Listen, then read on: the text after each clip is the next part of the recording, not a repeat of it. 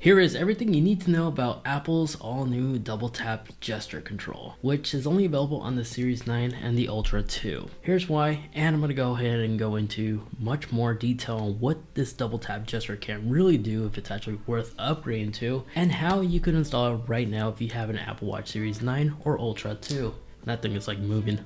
So here it is on the Ultra 2, and it works exactly the same on the Series 9 Apple Watch, as I do have a Series 9 right here, and it's on the latest beta firmware update of 10.1, which, as the time making this video, is the only way you can actually get it. Now, I got released yesterday morning, and I've been using it all day yesterday to make sure if there's no bugs or anything like that that will prevent me from recommending this, and so far it's been working extremely well. So if you want to go ahead and hop on the beta just to finally get a feel on how this feature works, because this was probably one of the most annoying Apple Watch launches I've seen in a long while, because this was one of the main features that the Series 9 as well as the Ultra 2 was advertised with, and the fact that it wasn't available on launch, that's just a bad Apple move in my opinion. So if you'd like to go ahead and enable this, and I'm going to go ahead and also tell you how to remove this once you're done and go back to the official software updates, I'm going to go ahead and go through that right now. So on your Apple Watch app on your iPhone, just scroll down to General.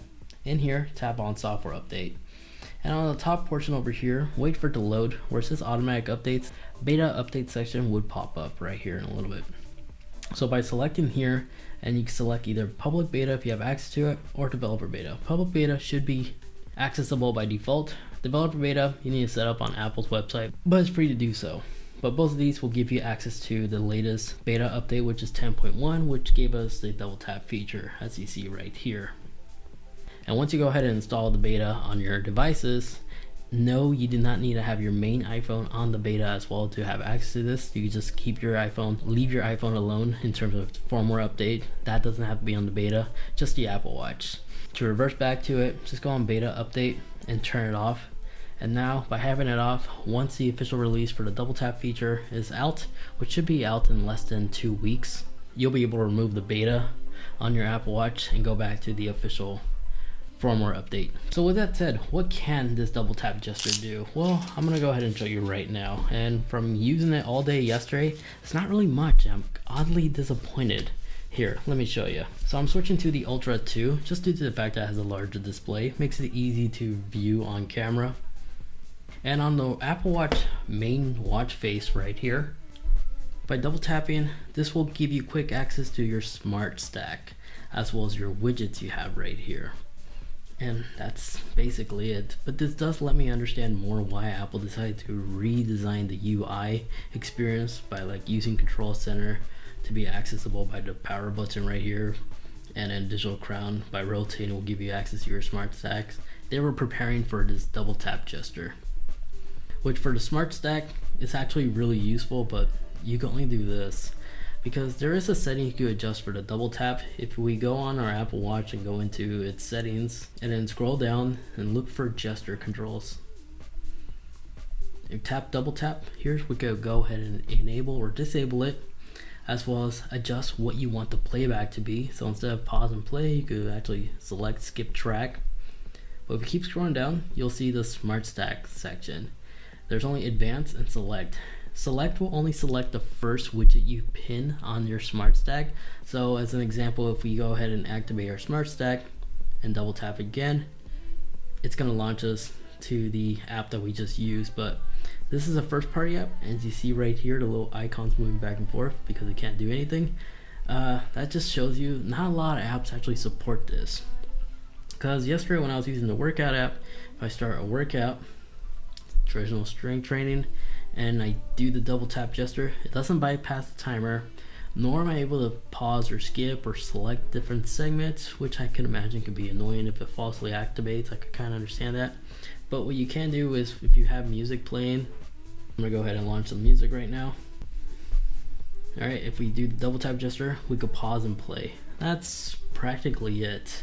And then in terms of third party apps, if we go ahead and end this workout real quick, if I go ahead and launch like YouTube Music and I begin playing music, I don't have the double tap gesture. It's only for the media player, the Now Playing app right here from Apple, that gives me this functionality. So if you're listening to audio from a third-party app, you can always just go into the Now Playing app and you'll be able to have some media control by double tapping, as you just see witness.